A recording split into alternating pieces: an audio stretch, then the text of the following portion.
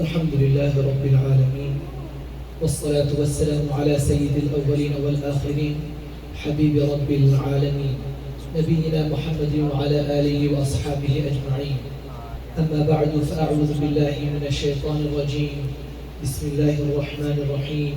يريدون ليطفئوا نور الله بأفواههم والله متم نوره ولو كره الكافرون. وقال تعالى: إذ قال له ربه أسلم قال أسلمت لرب العالمين. صدق الله العظيم. Honorable scholars, esteemed brothers and sisters, Jazakumullah khair to one and all for coming out, for taking out time from your schedules and your weekends to making time for this event. It's a very, very important topic. The topic is the agenda, the reality of the LGBTQ. But before we get on to that, I'd like to start with a preamble. And that is, yes, we have the LGBTQ issues right in front of us, but there is something bigger at hand. And we should not lose focus of the bigger picture. And this bigger picture is such that it affects you and me and all of us. And the expert of the situation of the LGBTQ is a manifestation. It's a symptom of this bigger issue. It's possible you and I, we are not affected with the issue of LGBTQ at all. Maybe no one in my family, no one among my friends. But the bigger issue, and we'll get to it right now, inshallah. Allah subhanahu wa ta'ala says in the Quran al-Kareem, أَرَأَيْتَ مَنِ اتَّخَذَ إِلَهَهُ هَوَاهُ. Have you seen the one who has taken his desire as a God? Now what does this mean? That I take my desire as a God? Do I take my desire, make an idol, and do sajda to it? What's the meaning of idol? Have you seen the person who's taken his desire as a God? What does this mean? So just to give you a brief example, sometimes you come across these situations in social media. Sometimes you may have seen some people, they're giving you, they're expert psychologists, right? No degrees, no nothing, but they're giving you advice. And they're telling you, you have a right to your feelings. They're telling our youth this. You have a right to your feelings. What you feel is really, really important. Everyone else, they're an abuser. What they're saying is wrong. What you feel, what you should do, what you want to do at that moment is correct. Don't worry about it. So now you start internalizing these labels: narcissist, abuser, oppressor, whatever it is. And then, one day, one of your friends tells you something. And then you tell him, well, what's wrong with you?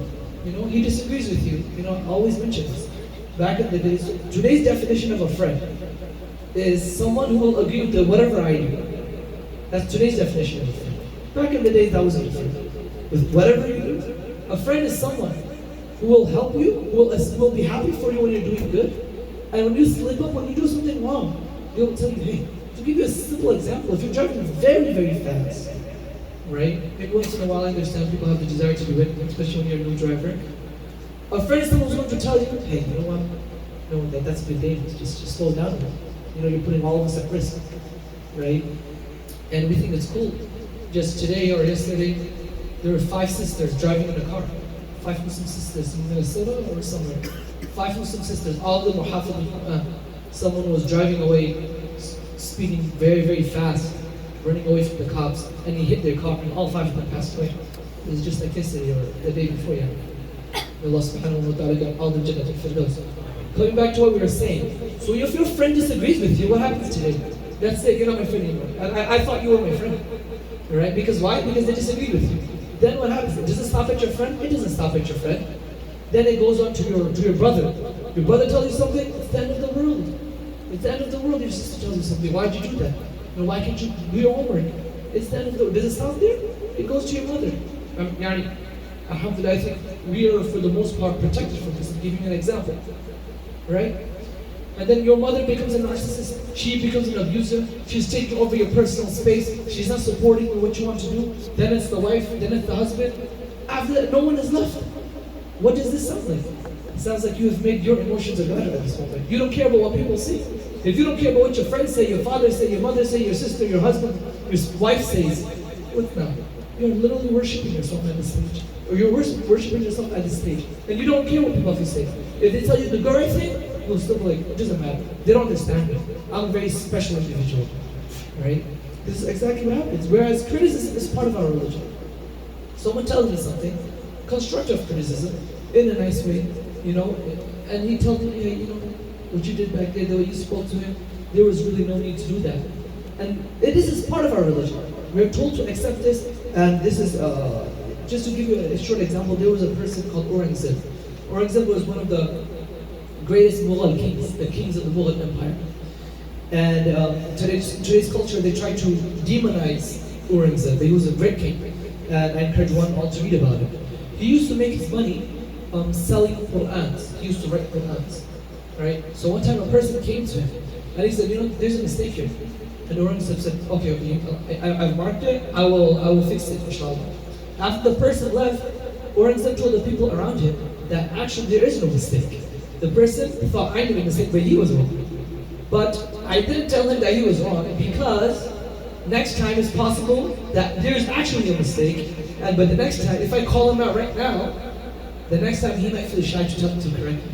So for the next time, so I didn't tell him that he made a mistake, I just marked it and pretended that he was right. This is how we should adapt. This is how we should be as well. So many instances when he was the Khalifa, once I'm not going to say the whole story, he's giving a talk. And right there in the middle of the crowd, a person said, La sam'a wa la ta'a. We're not going to listen to you, we're not going to obey you, O Umar. And then Umar said, why? What happened? He said, I have this issue. I don't think you're being fair. And then Umar explained himself. We're going to pass over the story. But this is what happens. A person reaches such a state, such a situation where they feel they have to protect themselves from everything and everyone. Right? No one matters. I'm a very, very special individual. Who's left at this moment? The only being left at this moment is Allah subhanahu wa ta'ala. You hate everyone at this moment. Everyone's against you.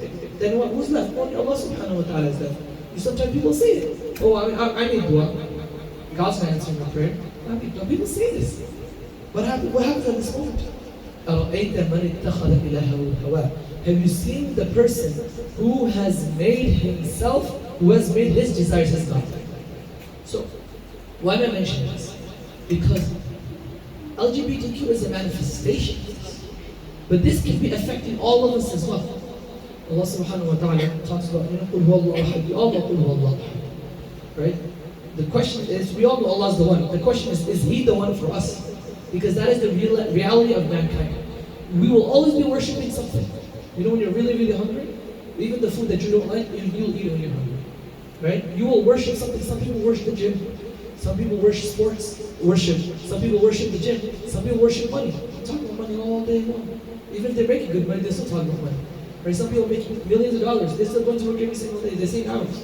Same hours. You and I, we go 8, we come back at 7, whatever. They were also working the same hours. Even though they're multi-million dollars, mashallah. And yeah, they're working on it as well. Subhanallah. Maybe we will do the same thing. Allah. But anyway, so this is a religion that's taking place in the modern world. That the worship of one's desire. And the kufr in this religion, we have kufr, disbelief. What's the disbelief of this religion? The disbelief of this religion is that you come between a person and their desire. This is what we have today. This is what do we call cancel culture? Cancel culture, what does cancel culture mean? It means the fact that you dare to come between a person and their desire. Why don't you let them be? Who are you to stop them from doing whatever they want to do? This is a sad reality. My point is, sometimes this affects us as well. This is why sometimes certain things in our religion become difficult for us. Right? But we should always, this is why we have to always read the stories of the Sahaba Ikram. The Sahaba Ikram, they sacrificed their hands. They went to a battlefield. They put their life in danger. What have you and I done for Islam? Serious question. So Allah subhanahu wa ta'ala has to ask me on the day of Qiyamah, what have you done for your religion? What have you done for Islam? What have you done for me? What are we going to see? Right? What is our difficulty? What are our sacrifices? We cannot eat at McDonald's. This is our sacrifice. Right? This is what we have to see. The reality is the vegans, their life is much harder than ours. That's the truth. We can at least eat meat. Their life is way harder than ours. They're very, very strong. Some of us, so the next time you think about you cannot eat this, think about the vegans. Some people find it difficult to wake up for Fajr, right? But then you watch this video of the benefits of meditating at the early morning, and the next day, lo and behold, So many people are meditating in the morning early hour. You hear about some billionaire, he starts his day very, very early. It makes a lot of sense right here. Right? It's the same thing. Small inconvenience in our religion, this is too hard. Why? It's because we grew up, we're part of this culture here where you should do whatever you want to do, feel whatever you want to do. And what was Allah subhanahu wa ta'ala when he described Ibrahim alayhi salam? He said, إِذْ قَالَ لَهُ رَبُّهُ أَسْلِمْ. Remember the time when your Lord said to Ibrahim alayhi salam, Aslim, submit. And he said, I have submitted. And this is the synopsis of the life of Ibrahim alayhi salam, the submission. And this is what Islam calls for as well. Let us come to our topic. So I just wanted to highlight this. So keep this in mind for all of us. We will have areas in our life where we need to improve in terms of not following our desires and to follow what Allah subhanahu wa ta'ala has commanded us to do. You can follow Allah subhanahu wa ta'ala in the small things, you will definitely be able to follow Him in the bigger things, inshallah. Coming on to our topic, the reality is, the Quran, Islam is very, very clear about this in terms of same-sex relationships. Right? The Quran is very, very explicit, very, very clear about it. There is no ambiguity about it. Just the way pork is haram, just the way stealing is haram, just the way not praying Fajr Salah, missing is haram. This is the exact same way having same-sex relationships is also haram. There is no ambiguity about this in the Quran. Allah subhanahu wa ta'ala describes, to tell us the story of Lut alayhi salam, which is a lengthy story. I'm just going to select one ayah. And he says it very, very clearly. There is no ambiguity. He says, He said, oh, the people in his town, they surrounded his house. He had some guests over. The guests were male. The people were male. And he knew what they wanted. He came outside and he said, are you trying to fulfill your desires with men? Not with women. He said, min duni nisa, not women. And then he said, you are a people, you are a nation who are exceeding the limits. Musrifun means someone who crosses a limit. Right? Allah subhanahu wa ta'ala used the word musrifun in different contexts in the Quran. And this is extraordinary in the Quran because in that era, this action wasn't prevalent. This action of homosexuality was not prevalent in the era. In fact, there was an Arab ruler who said, if it wasn't for the fact that Allah subhanahu wa ta'ala mentioned it in the Quran, I would not have known such a thing existed. Well, Allah subhanahu wa ta'ala describes them as the people who cross the limit. Why? Because the reality is, in terms of shahwat, in terms of desires, once you cross the limit, you go straight to the bottom. It's like an empty pool. You go straight to the bottom. There is no limit after that. And this is the reality. We've seen it. The movement started around, popularizing this around 2010, 2012. Actually, much earlier, but very, very boldly. The reality, a person, they're no longer satisfied with their wife, like what Adnan alluded to. That's the reality. From their wife, it goes to other women. From other women, it goes to men. From men, it goes to, I apologize for being blunt here, but this is the reality of the world, and you just have to Google it. From men, it goes to animals, and they are, I was reading this, I read this a few years ago. If I recall correctly, it was Germany, where you have a group of activists, and they are campaigning to have sexual acts with animals, right? And then you have and it doesn't stop there, you think it stops there, right? And from there it goes to dead people. Necrophilia is a thing, right? Necrophilia with dead human beings. Right? There was a case, in fact, just 3 weeks ago in India, right? Where a person, it's a bit too expensive, but stop. But it's a case in India. Yeah, these things are happening. This is not something. Once Allah subhanahu wa ta'ala says, musrifun. Once you cross the limit, that's it. From there, it's just free fall. You just keep on going and going. And then Allah subhanahu wa ta'ala, Lut alayhi salam tells those people, Inni qaleen. I am from the qaleen. Qaleen means I am from those people who despise what you're doing. I despise what you're doing. I don't like this. This is not right. It's very, very vocal about it. It's the Quran. And the Quran's message is timeless. It applies to all societies and all situations. Lut alayhi salam, he was a minority in his town as well. We're a minority. He was even a smaller minority. He had one family. Now, we have a community at least. Some people try to make this ayat ambiguous. They try to make ambiguity. And they say, oh no, Allah subhanahu wa ta'ala is referring to rape. Allah subhanahu wa ta'ala is referring to rape. So the simple answer to this is, in the Quranic discourse, he says, Lut alayhi salam, when he tells the people he's trying to dissuade his people, he says, هؤلاء بناتي إن كنتم فاعلين. Here are my daughters. يعني for marriage if you want to. Yeah, do it with women. هؤلاء بناتي إن كنتم فاعلين. Here are my daughters. So the question is, if it was for rape, why would Lut alayhi salam offer his daughters? Very simple, right? It's not rape. This is people trying to change the Quranic discourse. The Quran is very explicit. The Prophet sallallahu alaihi wasallam said in the hadith al-Tirmidhi that one of the greatest fears I have from the ummah is that they perpetuate the action of the people of Lut alayhi salam, which is the action of homosexuality. So it's very, very clear. And this brings me to another point which I think is very, very important as Muslims to keep in mind. I perhaps mentioned this in my last talk here, but I don't think this message needs to be reiterated again and again and again. I'll give you an example. You know, if you go to different countries in the world, the justice system is different.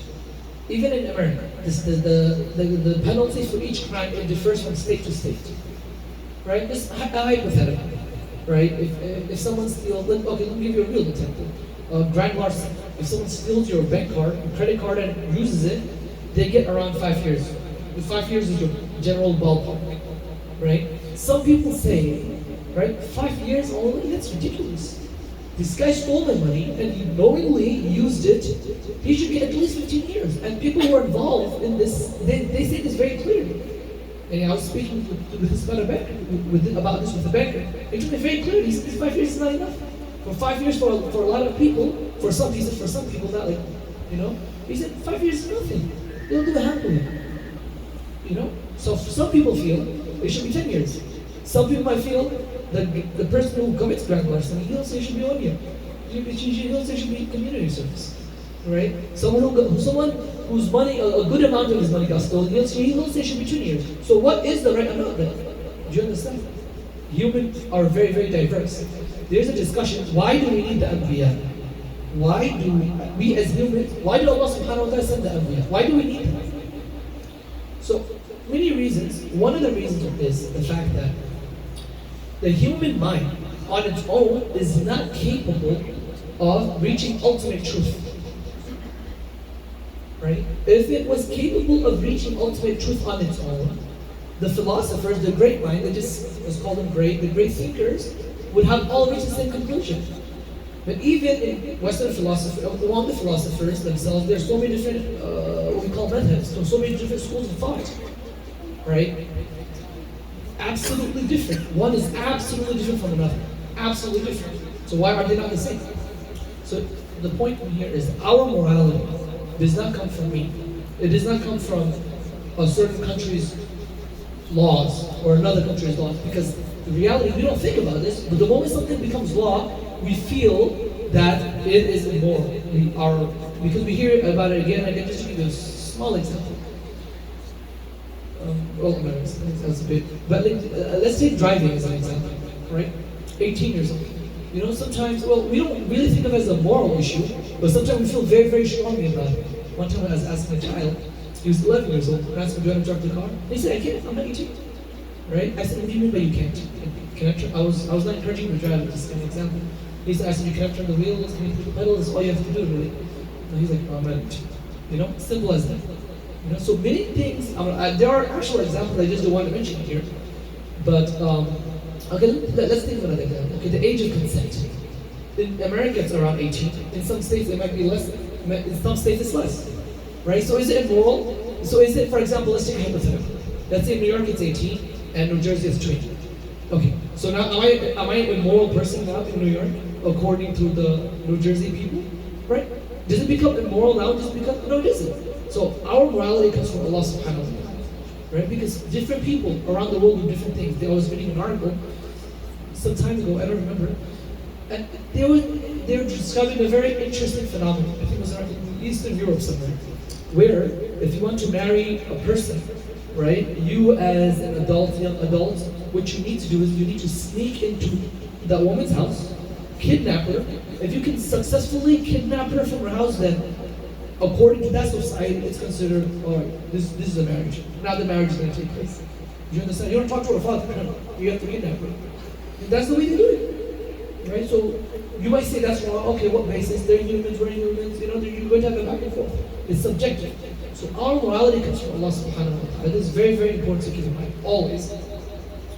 Some people say, this action is natural. It's natural, it's found in animals. Alright? The first thing we'll say to those people is incest is also found in the animal kingdom. Sexual relation between family members, I apologize for being blunt. That's also found in the animal kingdom, so that's also natural. What about cannibalism? Some animals eat each other. That's also an animal act. So are you advocating for cannibalism now because that's natural? And the last thing we would say is that we don't derive our principles from animals.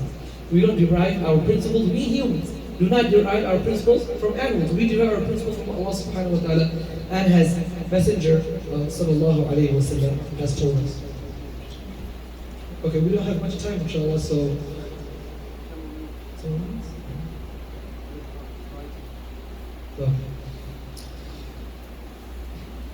there are multiple physical harms. We don't have time to go into this.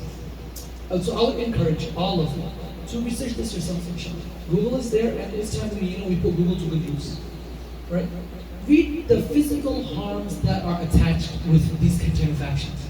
The amount of STDs. Has anyone heard of a bug chaser? Raise your hand. A bug chaser. No. But okay. People go to theme parks, right? We go there for the thrill, right? We go there to have a thrill, then we're like, okay, after a while, I've heard people, just like 3 days, is almost saying, 6 Flags. 6 Flags, nothing. Right? They need something more. So a bug chaser, this might sound very, very odd to me, but this is the reality. A bug chaser is someone who actively seeks out HIV and AIDS. They want to get infected by AIDS. They want to have that kind of death experience. Do you understand? This is like, once again, that's what I said. Google's always there, inshallah. Cross-check what I'm saying, right? But no one's going to say this in front of you. There was actually a book in 1989, How to Make Straight America Accept Gays, something along those lines, right? Written by 2 men who graduated from Harvard, written in 1989, and where they detail a 6-point plan how to make America, who was that time, like overwhelming majority straight, how to make them accept this lifestyle. One of the points they mentioned was, make sure that when we portray our lifestyle, we seem very, very normal. We're just like you. So the person who's seeing us, they think, they're just like me. They can be a victim just like me. I can be a victim like them. They're accepting. So they won't tell you about these things. It's called the bug chaser. So they want this thrill of having like close to death experience. And then you have the gift giver, the opposite, right? These are the people who tell people, we're available. I have HIV, I have STDs. I will give it to you. This is what's happening in this world. This is the actual reality. This is besides the fact. There are many, many other illnesses associated with this type of behavior. I'll be telling you, encourage all of you to check it out yourselves because we don't have time. We spoke of the spiritual harm previously, the saraf, we will never be satisfied. You always want to get more and more and more. There's communal harm, and Mara done very, very, alhamdulillah, mashallah, detailed, we give a detailed exposition on that. And that is this community is actively against the family. Because they see the family as something which limits us, which limits our liberty. Right? My father is someone who will stop me. My mother is someone who will stop me. So they are totally against the family structure. And you should check, Google this, inshallah, the harm of the family structure breaking down in America. Check. It's directly correlated with crimes and criminals and all of that. So, many Muslims, till today, we have been silent. Right? We've been playing the silence game. Like, inshallah, nothing's going to happen to you. Live and let live. But just like the Kuffar of Makkah, they said, it was lakum dinukum waliyadin, but they didn't stop there. They were okay with the Muslims just living their lifestyle. They went and they tried to force the Meccans, the Muslims in Mecca to accept their lifestyle. They'll never stop until, so a few points inshallah. Number one is, when we should argue our case. And when we argue our case, we should argue our case from the Islamic point of view. Very, very important. From the Islamic point of view, not any other point of view. Not a liberal point of view, nothing else. Our point of view is that, just for example, alcohol. Right? We know alcohol is haram. And we will tell them alcohol is haram. Why? The creator of the world, Allah subhanahu wa ta'ala, said it's haram. There's no discussion. This is objective truth. It's not that I say alcohol is haram or someone else. Allah tells us it's haram. It's an objective. Objective truth means there's no other possibility. So this is very, very important. Secondly, they have transformed an urge into an identity. What this means is that we have to differentiate between a desire and doing an action. This is very, very key. So, for example, a person might get the urge to, he's in a store, right? He's in a store and he just might get the urge to eat the candy. Sometimes this happens when you go to a good bakery. This is so good. Oh, this smells so good. I just don't have time. I have to go to work. Right? This happens to us. This is what you call an urge. There is a difference between an urge and identity. So what these people have done, they have equated an urge into an identity. These are the same thing. So what happens? What happens if you think that your urge is your identity, is who you are. Like for example, I'm a human. I'm a Pakistani, for example. This is part of our identity. If you think your urge is your identity, what happens now is if a person who's a victim, or a person who Allah subhanahu wa ta'ala is testing them, and they feel same-sex attraction, this person thinks that they're fighting against themselves. This is who I am. So they think they're fighting themselves, but what's the reality? The reality is they're fighting against a desire which they wish they didn't have. That's the reality. It's very, very important to keep this in mind. So the Islamic paradigm is, we differentiate between attraction and action. Two completely different things. To give another example, it's a bit blunt, but I'm going to give the example just so we understand. In today's world, in our society, sometimes the way the women dress is very seductive. Alright? So it's very difficult to walk down the street and not notice an attractive woman. Sometimes a person's shahwa, the desire will increase. Does that mean they should fulfill the desire right at that moment? We differentiate, right? What about all those people who are criminals in America? They have desires. So many desires are criminalized in America, right? Of course, if someone wanted to steal something, he had a desire to steal it first, right? But isn't that a crime? Right? But we don't say, oh, those are the thieves, it's okay. Don't be intolerant. Those are the thieves. Those are the murderers. That's who they identify as a murderer, so it's okay. No. It doesn't mean it's okay, not at all. Another example of arguing the Islamic cases. We all know rape is, this is universally accepted, rape is wrong. So just follow me. Why is rape wrong? Rape is it's wrong because one of the two adults did not get consent for their body to be used.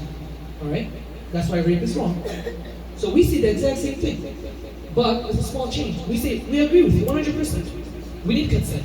But we say, Allah subhanahu wa ta'ala, the consent for the body is given by Allah subhanahu wa ta'ala. It's not my body, it's Allah subhanahu wa ta'ala's property. And He doesn't give consent for us to be engaging in this action. The exact same argument. But from the Islamic perspective, you have to stick to the Islamic perspective. If you're going to use any other argument, it's going to eventually be used against you. Another part of the religion.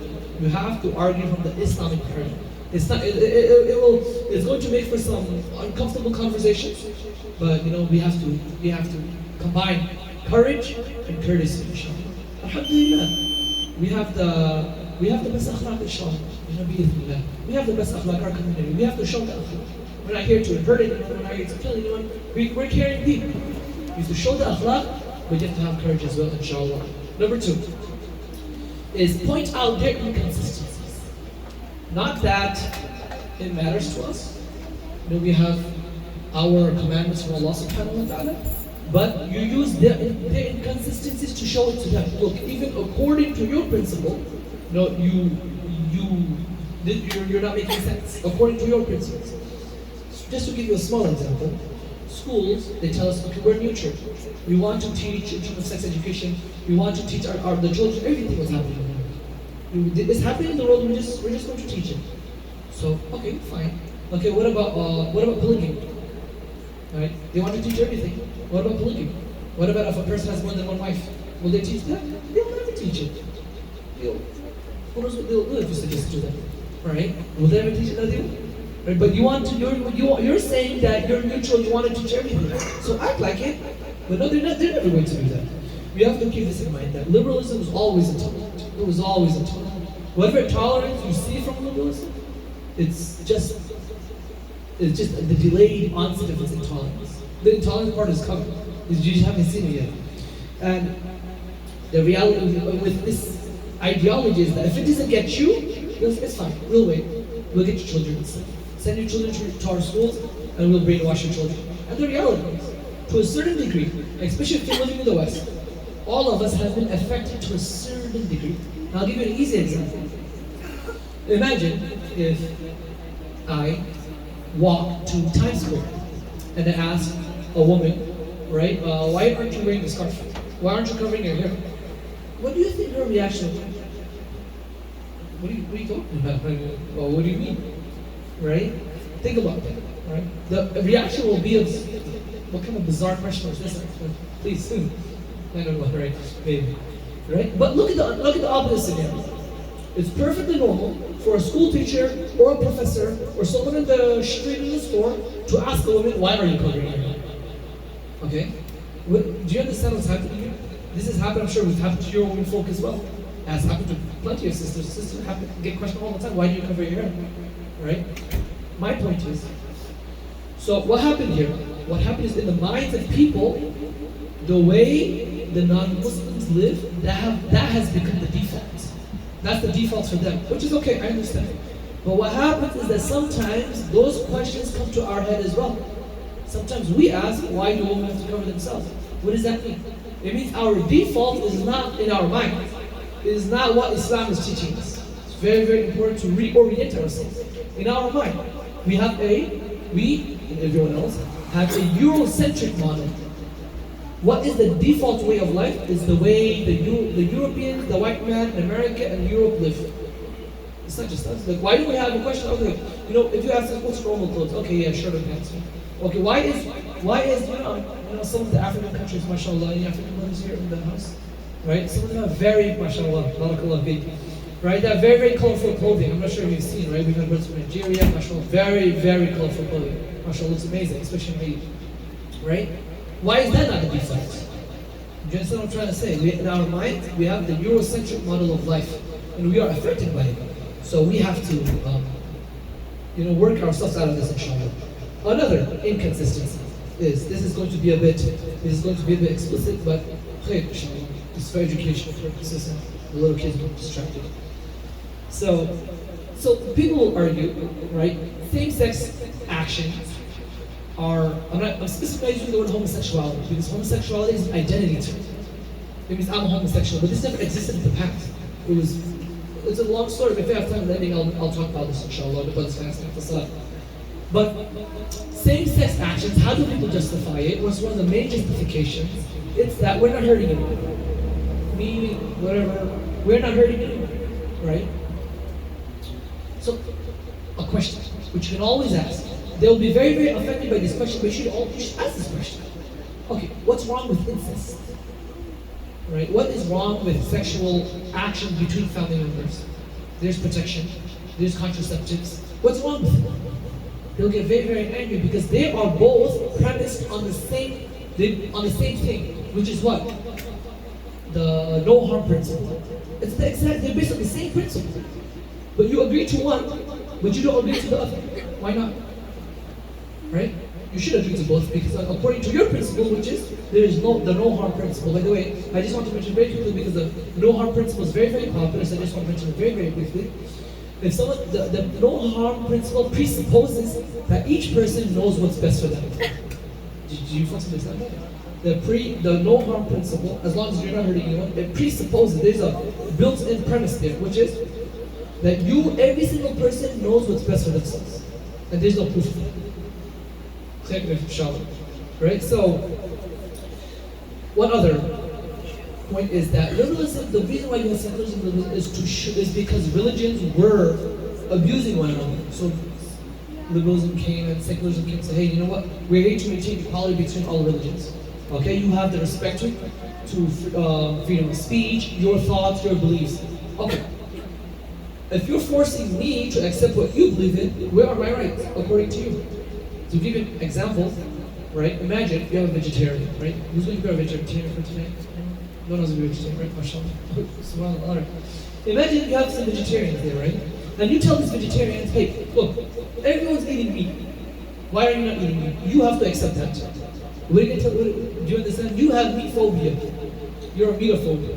Do you understand? What are you doing? You're imposing your beliefs on them, on the vegetarians, right? Because they believe that, they feel that eating meat is immoral. So this is the exact same thing. What happened to my rights? If you're forcing me to accept what they're saying, what you're saying, that means I don't have any right. What happened to my freedom of thought? What happened to my right to practice my religion freely, etc.? So don't ever let anyone back you down from the position that's haram. It's haram and that's it. Maintain your position, but remember, point out their inconsistencies. Very, very important. Thirdly, first one was argue from the Islamic paradigm. Secondly, remember, point out their inconsistencies. Thirdly, have confidence. Be confident. Right? Allah subhanahu wa ta'ala is on our side. Right? We're on the haq. Not because we're better. Don't be confident because we're better individuals. No, we all make mistakes. But the haq is the highest. The haq is the greatest. So there's nothing to be scared of because you're with Allah subhanahu wa ta'ala. Allah subhanahu wa ta'ala is on your side. You're following what Allah subhanahu wa ta'ala is commanding you to do. Right? وَلَا تَهِنُوا وَلَا تَحْزَنُوا وَأَنْتُمُ الْأَعْلَوْنَ. Do not be weak. وَأَنْتُمُ الْأَعْلَوْنَ. When you have the upper position. If you have Allah subhanahu wa ta'ala on your side, what's there to be scared of? You should not be scared of anything. Absolutely not. Right? And if you believe that, act like it. Don't look at other people feeling that they know better or looking up to them. No. Understand that you have the guidance, you have the haq, and spread it to other people as well. I just want to mention one other inconsistency, and that is, right now people are beginning to argue against circumcision, male circumcision, right? Which is basically removing a piece of skin which has no practical value. And they call it mutilation. They're calling it mutilation. They say this is mutilation. That's what you're doing, right? But if you remove the entire private part, it's gender reaffirming surgery, right? It's no longer what happened to mutilation, right? So the inconsistency with them, and this is, ikhwan, we don't have a choice to be passive. This is already happening around the world. Atheists are now, they're bringing the argument that teaching religion is an abuse, and it's happening in countries. That people are getting their children taken away from them simply for teaching them Islam or even Christianity. Check out the reports on Sweden, and you will see yourself. Google it. How many Muslims have their children taken away? The Swedish government is trying to, sanitize, whitewash this whole thing. Read about it. What's happening? The children are being taken away because they've been getting taught religion, and it's coming to us. We don't have a choice. So, inshallah, we'll end up with this, inshallah. And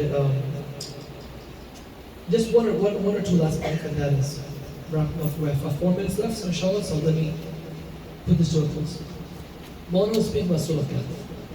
Maulana Hassan Nadi rahimahullah, he wrote a phenomenal book on Surah Kahf, and he wrote that during the 6 days war, the Muslim world was very, very confused in what happened. Check out the 6 days war. And that's why Maulana Hassan Nadi rahimahullah, he wrote his extraordinary book about Surah Kahf. And the premise of the book in a nutshell is it's spiritualism versus materialism. If you're going to go down the materialistic route, you're not going to. The other people always have greater resources than us. If they have one book, you need to also teach something. You're never going to win if you're going to go material versus material. It's not going to win. You don't fight poison with poison. You fight poison with medicine. You need to have spirituality. You need to have Allah subhanahu wa ta'ala. Which brings me to a verse in the Quran, Ibrahim alayhi salam, when he says, right, إِنِّي أَسْكَفْتُ مِنْ ذُرِّيَّتِي بِوَادٍ غَيْرِ ذِي زَرْعٍ عِنْدَ بَيْتِكَ الْمُحَرَّمِ. I've placed my children by your house, O Allah. Right? رَبَّنَا لِيُقِيمُوا الصَّلَاةَ so they establish salah. We have to keep this in mind. Allah is in the south. Our protection is in the masjid.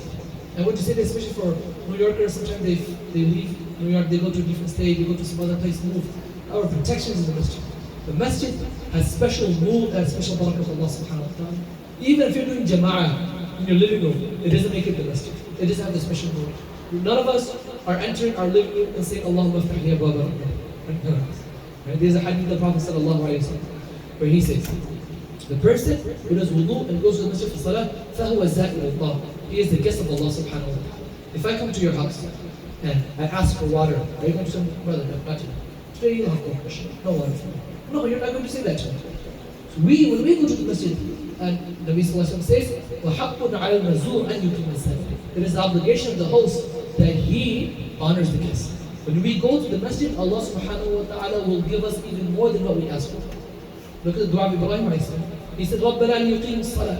He had the concern for iqamat al-salah, to establish salah. Subhanallah, none of our salah is ever established until we send salawat upon Ibrahim. None of our salah is complete until we say, Allahumma salli ala Muhammad wa ala ali Muhammad kama sallayta ala Ibrahim. He had the concern for salah. Look what Allah subhanahu wa ta'ala gave him. You come to Allah subhanahu wa ta'ala's house regularly, watch what Allah subhanahu wa ta'ala does for you. And secondly, the Quran, we have to maintain our connection with the Quran, inshallah. The stick of Musa alayhi salam, the Bani Israel needed water, he struck the rock and the water came out. The Quran can go through the hardest of hearts. The stick, the difference is, the stick of Musa alayhi salam, that was makhluk, that was creation. The Quran is not creation. The Quran is the direct word of Allah subhanahu wa ta'ala. The Quran is much more powerful. We have to attach ourselves to the Quran. And there are other things. Last thing, we have to make lots of dua. The Prophet sallallahu alaihi wasallam said, لَيَأْتِيَنَّ عَلَى النَّاسِ الزَّمَانُ. Such a time will come upon the people. لَا يَنْجُو فِيهِ إِلَّا مَنْ دَعَا كَدُعَاءِ الْمَرِيضِ. No one will be saved except the person who makes dua like that of a drowning person. A person who's drowning, how does he make dua? Allah Allah save me. Is that no. He makes dua from his heart. He doesn't look at anyone else. Do you understand? Allah is the only one who can give. Allah is the only one who can protect. Likewise, we also have to make dua. May Allah subhanahu wa ta'ala grant all of us tawfiq. Ameen. Wa akhir da'wana. Alhamdulillah.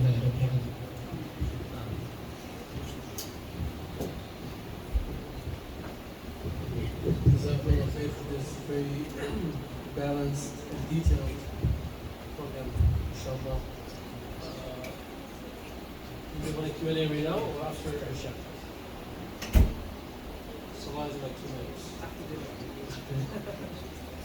So inshallah, it's almost Salat